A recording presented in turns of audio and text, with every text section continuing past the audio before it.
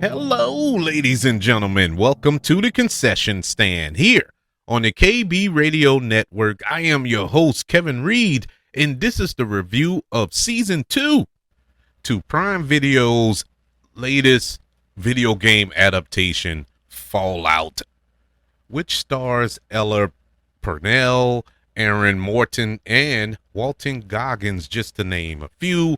This show is set 2 centuries after the Great War of 2077, in which society has collapsed following a nuclear holocaust. Season 1 of Fallout was, I just loved it. It was a pleasant surprise. I wasn't a Fallout gamer. I think I played it once, never finished it, just played it to play. Never really got into the game like that. Not that I didn't finish it because it was bad or anything. It just didn't really click. It had some interesting stuff in it, but I never was a Fallout guy. And so when the show came around, I was interested. Let's see what it's all about. And the show, the first season, was great. I was in 100% on this show. The first season didn't have any bad episodes, in my humble opinion. I was just hyped up for season 2. So happy when they announced it. And not only did they announce that, but earlier this year, they also announced season 3, which will come either next year or in 2027. But here we are with season 2. It's season 2, highly anticipated by me. Real excited. I enjoyed the characters. I enjoyed the world that was built in season 1. And we were left with a huge cliffhanger in season 1. And like I said, I didn't play the games, so I don't know if any of this is canon per se, but just going off of everything else that is based off of a media, whether it's video games, comic books, a novel, whatever the case may be, we know that it translates differently when you switch medias. And so I can imagine there was going to be some rumblings and grumblings. Really didn't hear much about season 2 as far as any backlash is concerned. Everybody I talked to enjoyed the show. Even some people that I know that played the game enjoyed the show. Of course, they pointed out some differences, but that's to be expected. Season 2 took a big swing. And from what I know, from what I have gathered, this season is based off of Fallout New Vegas, which is a game in the franchise, or the video game franchise. And it is one of the most popular games in that franchise, beloved by Fallout players. And so they took a big swing here, because if they don't get this right, especially for those who are a big fan of the property, it could crash and burn. So I was kind of scared for them, But me being a novice, I didn't care. I just wanted a good show. So fingers crossed. Fallout Season 2, Episode 1, which dropped on Prime Video. It opens with a flashback of these protests that are taking place years prior to the Holocaust, to the war that took place. And the protest is against this company called Robco. And the founder and CEO, Robert House, who is played on the show by Justin Theroux, who, is it me, or does Justin Theroux get slept on? You don't see him in a lot, but Justin Theroux is phenomenal. One of the most underrated actors working, because everything he's in, he's money. Whether it's drama, like The Leftovers, he's money. If it's comedy, like Charlie Angel's Full Throttle, he's money in that. He's the best thing about that movie. That movie was horrible, but I loved him in that movie, and countless other things. He's an accomplished writer as well. He wrote Iron Man 3. He wrote Tropic Thunder. He is super talented, and it feels like he doesn't get the shine like he should, in my humble opinion. And so to see him pop up on screen in the first scene, nonetheless, really really got me excited for this season and for this episode. And I wasn't disappointed as the episode went on, or at least the scene went on. And he kind of rubs the patrons at this local bar the wrong way, while everybody in the bar is against Robco, only to find out that the CEO of Robco is sitting right there at the in the bar. And so there's a big brouhaha brewing, and they go outside to have this fisticuffs. And he offers one of the guys, one of the bullies, millions of dollars, millions of dollars to plant this device in the back of his neck, like this transmitter looking thing in the back of his neck. I think it was $31 million to be exact, in the trunk of his car. He's all of it will be yours. All you got to do is put this in the back of your neck. And so he didn't want to do it. He was about to beat him up. And Justin Theroux's character, Robert, he gets the upper hand, sticks the device on the back of his neck, tells him to get rid of his friends, and hands him a bat. And he, without questioning, without anything, starts beating one of them to death, literally, with the bat. And the other one ran away, and the bully turns to Robert. And he's trying to get the remote control to work right, can't get it to work right. But before he could be attacked by this guy, the guy's head blows up. The transmitter blows the guy's head up. And so you're like, oh, okay, on to the next one. But I think that was a good setup to the origins of this device and where is this going to lead? Because we see this device again later on in the episode a couple of times. We see a device on the table, and then we see one on a guy who's strapped to a chair being puppeted by this device, only for his head to explode. So it seems like they never mastered this mind control transmitter on in the back of people's necks. But it's going to be very, very interesting to see where this leads throughout the season. We get another flashback to what we saw last season, where Cooper, who is also the ghoul played by Walton Goggins, he's listening to this meeting with his wife, in this meeting discussing this war, or the bombs that's going to be dropped on these cities and whatnot. So he decides to leave, go get his daughter, and they, run away, because he knows that this is going to happen, that these bombs are going to drop. And they go to this town where all of a sudden you see the Vault-Tec vans and aircraft in the air, like the bombs were about to drop. And all it was a test to see how long it would take for people to get into their bunkers or vaults or whatever. Just a test run, if you will. And so at this point, Cooper is like, oh, okay. Okay, something, I got to do something with this. So he takes a meeting with, oh my God, what's her name? I can't remember her name, or the actress name. But anyway, they meet up at this diner. She tells him, like, look, you need to go back, smooth it over with your wife. She's about to meet up with Robert. I need you to be there at that meeting, but not to spy. I need you to go. She didn't say the words, but that's what she was implying, to go and kill Robert, because he's the one that's going to drop the bombs. If somebody presses the button, he's going to be the one to press the button. So you're the one that you're going to have to kill him. And so he was, of course, hesitant to do this, because he's not a trained assassin. He's not a Secret Service agent. He's just an actor. And so he doesn't, he takes his daughter, and they leave, and one thing leads to another.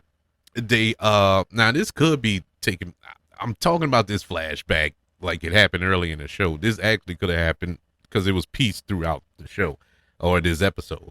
But it doesn't matter. Might as well tell it all in one swoop.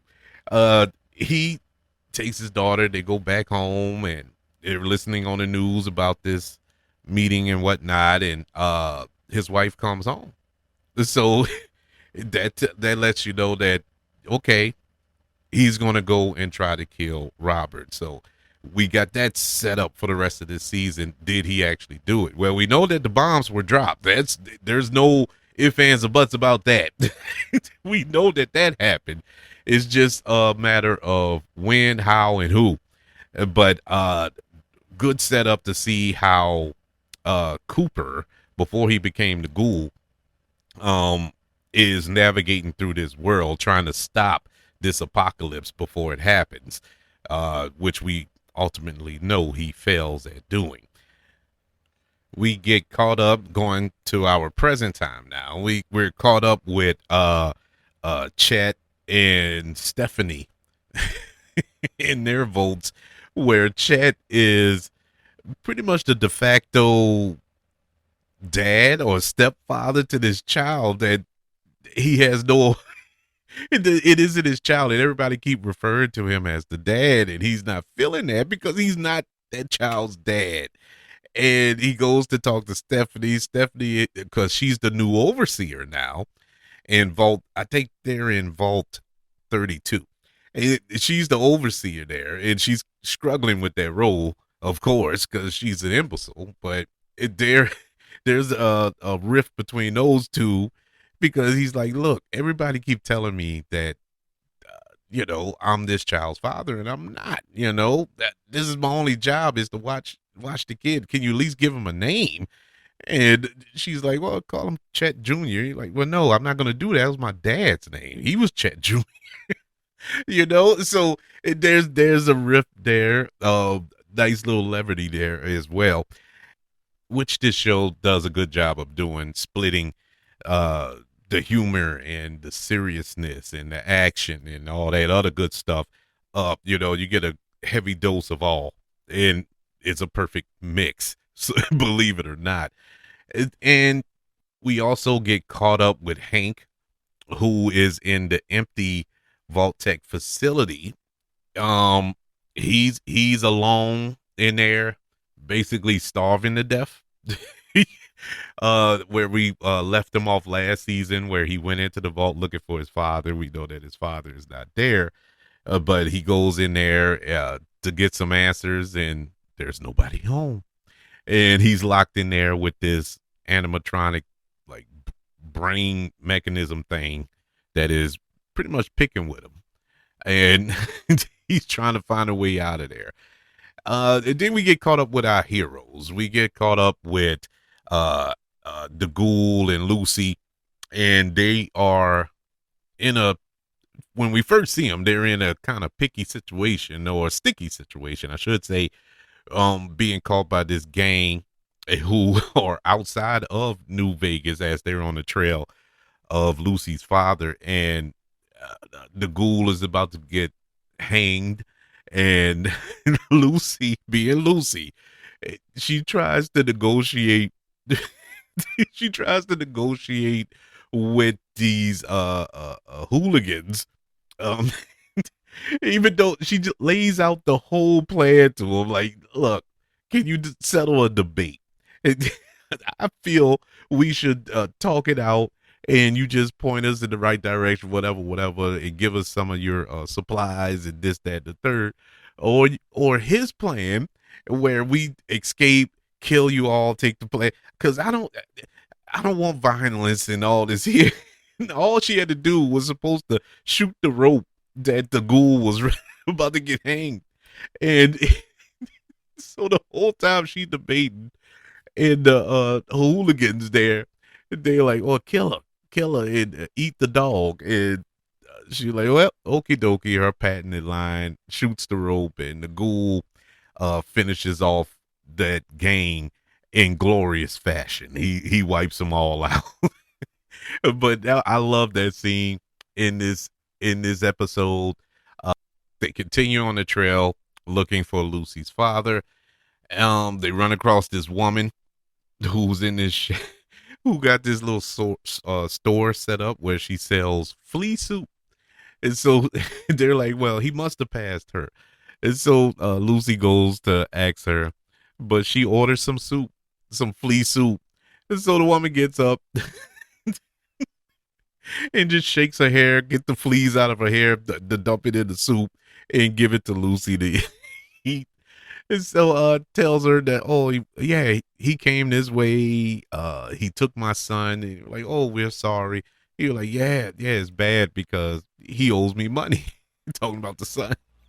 Didn't care about his safety or nothing. She just want the money. And so they continue on the trail. They get to New Vegas, and we also get caught up with Reg. Reg is probably my favorite character, or one of, at the moment, my favorite characters on the show.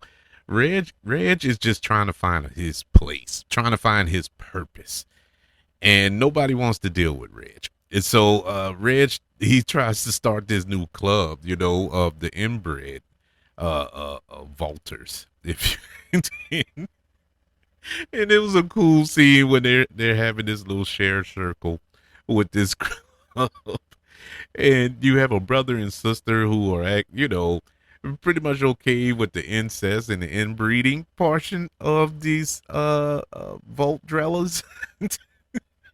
And you have an old lady there, and she's talking about how her father and her the father's second cousin or fifth cousin, how I forgot how what the lineage was, but regardless, they're family. And how, who is actually her mother, and how they're all together. And there was a rift in the family because the father wanted the sister of the second cousin and all this. It was hilarious. The way that actress delivered that speech was just money to me. And Reg is just stuck there listening to it the whole time. Um, you have in New Vegas with Lucy and the ghoul. They go into one of the vaults there, and it's one of the vaults where it's all the experiments, one of the experimental vaults where we learn a lot of information, or Lucy learns some information, or at least attempts to, because Hank is the father, not the son. The son is Norm. I think I mixed it up earlier. My mistake. Yeah, Norm is the son, and the brother of Lucy. But Hank, who is played by Kyle MacLachlan, he erases all the files and whatnot, and takes the files with him wherever he went to.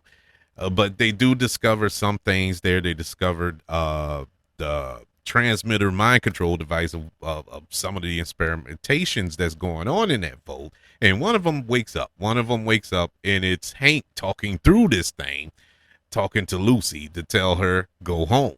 Just go home. And the head explodes. Because once again, doesn't seem like they nailed down the technology there. And so Cooper, or the ghoul as he is now, is still on the search for his family. He's still looking for any answers to where his wife and daughter is. And basically that's the episode. This looks like it's going to be another fun season here. The only knock I have about this episode, we didn't get an update on Maximus, which I know we're going to get. He's on the show. I mean, he's on the poster. But I mean, it would have been nice to catch up with him. But I'm assuming next episode probably is going to be Maximus heavy. As far as him, where we left him last season, where he is a knight now of the Brotherhood of Steel. So, in a higher position there is. So it will see probably next episode or the third episode, whatever. I'm pretty sure they're going to dedicate a lot of time to him before we get to New Vegas with Lucy and the ghoul. And so, because they're going to have to link up at some point. At some point, they will link up to find Hank wherever he is hiding. But other than that, I enjoyed it. I'm excited for what's coming next. They set up a lot going forward. This isn't going to be a rehash of the first season. It looks like we have a lot more stories to be told. And like I said, Don't know much about the games. I don't know how Fallout New Vegas is set up, as far as these transmitter things or the Hank aspect of it all, and the ghoul finding his family and all this. I don't know what was created for the show and what is canon in the games, but I don't care. As far as me in this show, I am so happy with the way the show is being ran and what direction we are heading. I would like to know, how did you feel about episode 1 of Fallout season 2? Are you excited as you were for the first season, if you were a fan of the first season, or did you watch the first season and say, I don't know if this for me? Probably checked out this episode to see if maybe there was something there and you're still not quite sure. I would like to know. It's all subjective.